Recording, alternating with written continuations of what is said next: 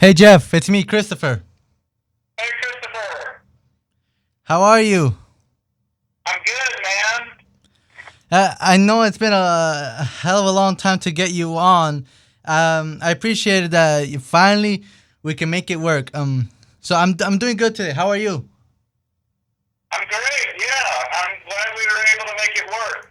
Yep. And what really got me intrigued is the dumpster project. I love to live off grid, and I think it is very fascinating, and I hope it's not used in the wrong way. Guys, in case you never don't know him, that's Jeff Wilson, also known as Professor Dumpster. You probably prefer that term better. And the dumpster project is you. There was a video on dumpsterproject.org where you talked to your class and about this project, which at first I thought it was uh, somewhat silly in a way, but then I started to know more about it, and I actually kind of liked it. Dumpster. So you haven't heard of this. We're gonna clean it, and then I'm gonna move into. So okay, so talk about the dumpster project and how it Yeah. works. And how it works. So the dumpster project is a educational project and a social experiment to try to build the most carefully designed, tiny, sustainable home on the planet. Oh wow. And so I lived in the dumpster for an entire year, from February 2014 to February 2015. And now the project's continuing as a space for educators to come stay for a night and then go back to their classrooms to talk about their experience. Wow. That's amazing. Yeah. So how much did all this cost? I'm sure it's very expensive. I talked to some people about this, and they're like, "Yeah, this stuff is very expensive. It may look easy, but most people prior wouldn't be used to right away living in a dumpster, and the cost for trying to decorate, which it's how I say dope is the right term, which means it's awesome, it's cool, but it's very expensive. Because I've seen like even Google images of what this looks like inside. It looks like something most people can't afford, whether it's the luxury or whatnot. Yeah, well, it's actually pretty cheap. I mean, you can get a used dumpster for about $1,000. My air conditioner costs about $200. All the wood floor probably costs another couple $100, and then all the decorations that you see in there probably only about another $150. So you're talking about a home under $2,000. Oh wow! So what got you into this exactly? Huh? What got you started into this? What inspired you to do this project? Well, I've been a professor for a long time, and I was really having trouble getting my students engaged in the conversation around sustainability and tiny houses and living on less. So I thought, what better way to get people interested than to move into a trash can? Wow. So what is the process of actually doing this? Finding a dumpster and then finding a place to put it, I assume, and then how can you get everybody to cooperate in doing this? Because they must have had a very open mind to do this. So first off, we're really just trying to learn about living smaller. We're not trying to make a community or a world of dumpster homes because, I did find out from living in there for a whole year that 36 square feet is probably too small for a house. But the process we went through, we got a dumpster donated. Because we're doing it on a university campus, it's legal. If I were to just set up a dumpster home somewhere in Austin and say I was living in it, the coding folks would probably come after me and say I wasn't allowed to do it. So it's not something you could do everywhere. It was more just kind of an experiment to show that it could be done. Oh, because like there was probably some kind of regulation whether you could do this, but I don't want to have to live in the system. I want to be able to live off grid. A bunch of people try that, so it can be very hard. Some people try to stack up, whether it's firearms arsenals, food, everything. People, because of like how things are more getting in politics, things are getting much worse, and people are starting to prepare also when it comes to food and living off the grid. This is a hell of an idea. I would love to do it. But I feel like the even the feds, I know it has a good That's good intentions. I love it. But what if this is used that way? People are forced to live on this using Agenda 21. Because this even on the site it says something about sustainable development, which in my campus it also keeps saying sustainable development. It sounds good, but what if you are forced to live in a certain way and you cannot? You're limited to what resources you can have from nature. Yeah. That's concerning. There's nothing to say that you couldn't just go out in the woods and get you a dumpster and set up a little house. Just might be hard to do in the city. So what was the process to getting the permission and funding and getting so many students and everybody to do this? I'm sure it must have taken a long time. Yeah, it took a year of kind of planning. And then, I got my job here at the university, and then after I got the job, I told them that I wanted to live in a dumpster, which that was an interesting conversation. And so then we got some sponsors, and because it was on a university campus, we were able to do it. Oh, so for the sake of education, experimental purposes, they gave you the green light on that one. But if this was otherwise, they probably wouldn't allow you. Yeah, it might have been a little bit dicier. Why is it like very hard for people to do it like when it doesn't have to do with campus or the teachers not around? It's antiquated sort of practices by the authorities. They have all these rules for how you can build homes, and some of them are around safety, but some of them are just really old rules that they haven't changed. So, for instance, even a tiny house is illegal in most cities. Oh man, they want you to live in the grid, but they don't want you to be independent off the grid. They want you to buy from them and force you to buy from them. Exactly. They want you to buy stuff. That ain't right. And so it was very hard, even like I said before, it was hard to get you on. I wanted to get you on months before. I'm very fortunate. I appreciate that finally you were able to come on. Were you in South by Southwest? No, actually this year I was traveling. I was in South by Southwest Eco though. Oh. Because I thought you were like speaking in South by Southwest. There was a bunch of people. It was one of the biggest events for like 2 or so weeks. Yeah, I was out of town during this one, but I was speaking at South by Southwest Eco. Oh. Don't they limit to which people could actually speak in the conferences and what they could talk about? Because I feel like they might have censored in a way. Because what if your idea was about something else? They might have not. They might have checked which person is doing what, and then certain people are not allowed to do conferences because of certain. If they would say anything against GMOs, you probably wouldn't be allowed to talk in the conference. If you would say that fluoride is bad, even though the study's shown that it damages your brain, you wouldn't be allowed to do the conferences. So they actually would censor you. But you're very fortunate if you were able to talk. Well, yeah, it kind of depends on what conference you're talking at, right? And sometimes you got to just be slick about it. Oh, so how does this work? Did you speak to like 1,000 or thousands of people? No, I actually just gave a very small speech at the dumpster, but this was South by Southwest ecology, right? So these are people that are interested in the environment and living on less, so they allowed me to speak. I did do a little TED Talk also, and that was probably to 1,000 people, but it's not on the internet yet. When did you do a TED Talk? About 2 months ago, but they haven't posted it on the internet yet. It's not even on YouTube? Oh, that's strange. Yeah, not yet, because TED is reviewing all the talks before they do it.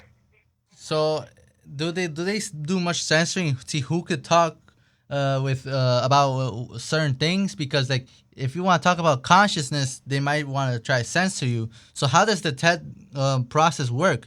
It's very expensive, I've heard too.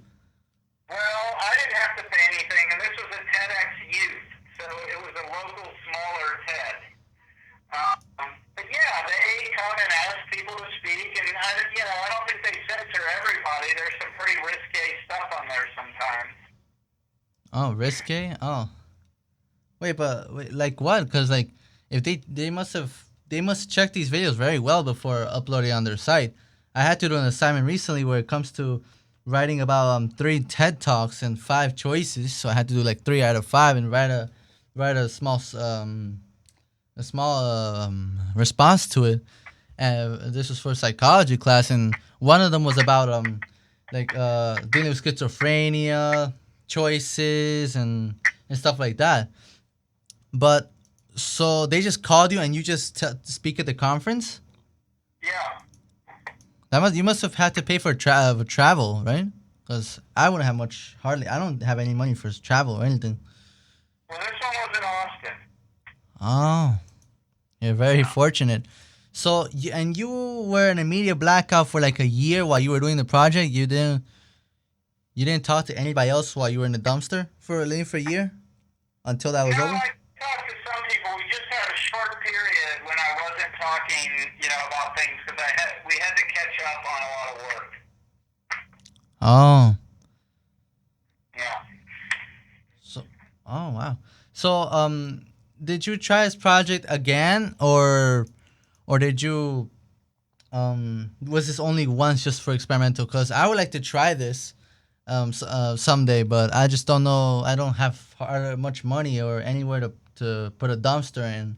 All I have are probably just like any materials like to put like inside, like to take a look nice, but I don't have any dumpster or anywhere else to try this. Yeah. So- Well, I mean, you got to just start thinking about it now and talking to people about it. That's what I did. And eventually, I ended up sort of getting all the pieces together. That's how I tell you to move forward. And you did not do this by yourself. There was 2 other professors, Amanda Massino and Karen Maggi. Uh-huh. Oh, I thought you did this by yourself. I'm like, that was a lot of work. Yeah, and I had students. I had a whole team of people helping me do it. Oh, so what are your findings exactly when it comes to living in a dumpster? It's less. You waste less energy. It looks like it's very comfy too, even though it's very small. So Yeah, the biggest things were, that you still can be pretty happy on a whole lot less. And actually, a lot of good things happen when you move into a smaller space. You have more disposable income, right, to spend on other things. You spend more time outside in nature and around the Yeah. town. Yeah. Those were kind of the big things. yeah, people So spend. I've got to get to something else in about maybe 7 to 8 minutes. Oh, I want to make sure that you've got, and then if you have other questions, you can email them to me and I'll reply. oh yeah, you're very busy. You're like traveling around from place to place. You probably have like some conference in a few minutes. Yeah, well, I've got a meeting with one of our executives, so. Oh wow, Sorry. yeah, aren't you lucky? I wish they would try this at my campus, but I doubt people would have the time, or people just don't. There's not that much demand, It's easier to get a women's retreat, but a men's retreat there's not that much demand, so it's hard to have one. So it depends on the demand. Were the students interested right off the bat, or did you have to talk to them at least first or one-on-one? Because I'm sure people thought you were nuts, and then you had to they had to hear you out. So how did you get people to cooperate? Well, man, sometimes you just got to do it. Yeah, people thought I was nuts, but I said, I'm just going to go forward with this. And then people kind of caught on, and now they like it. Everybody on campus calls me Professor Dumpster, even our president. Oh wow! And I wish I could go there and I wish I could go there in person and try this dumpster out. You still have the dumpster, right? Yep. Yeah, if you're ever down in Austin, you'll have to visit. Mm-hmm. Yeah, I thought because for a second I thought you got rid of the thing, and then I was like, oh no, you had to start over. But if you still have the dumpster, I assume it's all yours, and the city cannot fine you or anything. You could keep your dumpster, etc. Yep, I've still got it. Oh wow. Yeah. By the way, what does it mean by sustainable development? Exactly, because it sounds good, but when it comes to Agenda 21, I've done research on that. It's very shady stuff. That the intentions are awesome, But when it comes to the politicians we have, then our interests are not at their heart. So they may use this idea to try to enslave people or something like that, and that's why I was concerned, because also you're a cool guy, you're a great person, but what if people try to take advantage of this invention you have, and then people try to be forced to do it, like they're forced to use the smart meters and be fined for water, etc. So that's where they take it too far. So like, how do you make sure people like don't abuse it, etc.? This Well, is I mean, I try to not live my life in a state of fear, right? Ah. I try to do what I think's right, Mm-hmm. and I'm not trying to necessarily tell anybody else how to live. So I'm not telling everybody else that they need to get dumpsters and all put smart meters in them. You know, this is just a little personal experiment to see what happens when you try to live on a whole lot less. And there's not much to do. It's like one room, and there's so many things. It looks like it's expensive, but it's actually more cheaper on the looks of it. It's very comfy and etc. But I don't know. I probably wouldn't be able to live for a long time, but I wish I could try it.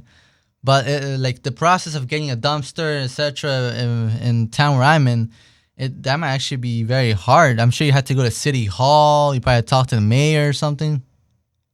No, it wasn't that big of a deal. You know, you start talking about it. Maybe this isn't your idea, but if you have kind of a crazy idea, you just start talking to people about it, and you'll find a few believers, and then, you know, you get together with them, and you get some momentum, and pretty soon, you know, you're doing your idea. Mm-hmm. So, did you ever try this project again after you did it once, or you're not gonna try anything again for a while? You know, we're gonna just keep this dumpster thing going a while and expand it out. Maybe get another dumpster eventually, and keep the project going. Yeah, can you imagine me like a huge, maybe like a group of dumpsters put together, and you could charge people to like rent it, make it like some hotel or something. You could probably try that. There's all sorts of opportunities, man, and maybe you'll be the next one to do the, you know, dumpster hotel. You just got to keep your, you know, head up and keep moving. I'm just one man. Like it depends on the support and you get, and not everybody's gonna want to do it. So I would have to just do my best to try to encourage people to at least try it, because for you it has been very successful and you've been there for a year, and so, but are there any projects besides this you might do in the future, or you don't know yet? I'm still thinking about it, yeah. You know, there's a lot of things that might come out of this, but I guess I'm still in a little bit of dumpster shock. Oh man. That's a joke. Because you could do like hotel. I believe there was one hotel somewhere in Madrid. I saw it. I'm not sure if it was Diagonal UK video, where it was this hotel completely made out of garbage, and it looks disgusting, but it actually was a hotel completely made out of garbage. And then there was a home. I'm not sure if it was in Argentina, where it was made out of bottles. You know, it's something like that. Yeah, there's all kinds of stuff you could do. Yeah, it's called this is the world's first garbage hotel, and it's apparently designed by artist H.A. Schultz. It's somewhere in Rome. That it looks like somewhere you wouldn't want to go inside, but it's a hotel, but completely made out of garbage. And even my parents would probably think I'm nuts if I try to even do this. So eventually, but you have to be persistent and you have to have perseverance, etc. Yeah. Have you ever thought of like combining this project maybe with some stuff from Nikola Tesla, or have like a Tesla coil, or etc.? You could charge people money for if you can make this like some kind of facility, people could sleep one night or so. They could pay you money. That way you make money and you actually do something so cool. And they could probably make like some documentary on it someday. Who knows? Yeah, who knows what the future has, you know? There's lots of possibilities, and it sounds like you've got a lot of ideas, and you should start writing them down or blogging about them or something. You know, let me know if you end up going forward with any of that stuff. I'm going to actually have to hop off here in a minute. Yeah, and wait, before you go, what do you want to say to all the viewers I mean, listeners. Yeah, I want to say that, sometimes folks think you're crazy, but sometimes you have to be crazy to keep from going insane. Yep. The Wright brothers were nuts and NASA as well. And then look what they accomplished. So, yeah, nobody thought we would fly. Nobody thought we would go to space. And then that happened. So you don't let anybody hold you back. Thank you for being on, Professor.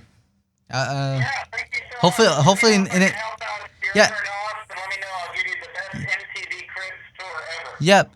And in the next few months, I want to have you on again, longer if possible. And if I'm ever down in Austin, I'll see if I could check this out in person, because I would like to at least try and live maybe like a night or so in one of these dumpsters. Oh, man. Because I don't like to live in an apartment building, etc. And I never got to live in a house, etc. But I would like to try this idea. Awesome, man. Well, take care. All right, thank you. We'll talk soon. Bye-bye. All right, bye.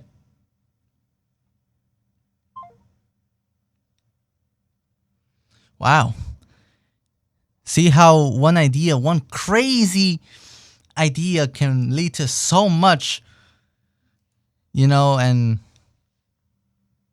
it was crazy. And, back then, the Wright brothers, they would say, oh, well, man will fly. People think they're retarded. Man will never fly. And then they flew. You defy the odds when they're against you. You defy people when it comes to them saying, oh, you can't do this, you can't do that. You cannot let anybody hold you back. And same with NASA. If you look up videos of NASA trying the rockets, you see the rockets like, it was in black and white. They would like fall down over and over. It looks like it will get up for maybe like a few feet and then fall down. Get up more higher and even fall down. And even Challenger didn't stop NASA, so why should you stop, And 1 year, could you imagine this? So, anyways, 1 year, could you imagine doing this project? And he did it. One Central Texas professor took sustainability to a whole new level, spent the last year living in a dumpster. His point was to show how easy it is to live with less. It's a sick idea. I like it. I just hope it doesn't go into the wrong hands and it doesn't go with Agenda 21, which I'll play a few snips of it, because this stuff is crazy, and you better hope this doesn't happen and that we all could try this, etc. Because if this Agenda 21 thing takes place, they might put him like a frontman or something. And I know he's a good person, and he's not gonna go along with the corruption from the feds, Nation's Rio Declaration on the Environment and Development. It is the agenda for the 21st century you're living in today. For a brave new world where everything that you cherished and held true will no longer exist. Agenda 21 defines itself as the comprehensive plan of action to be taken globally, nationally, and locally by organizations of the United Nations systems. It also elevates nature above man. And it contains something called the precautionary principle. Very creepy. You better hope it's just a theory. So watch out for the UN, his troops, and when the feds come knocking on your door, wanting your guns, etc., and forcing you to relocate yourself into cities. So, you just gotta do what you gotta do and be aware of what's going on and make sure you don't sell your soul or anything like that.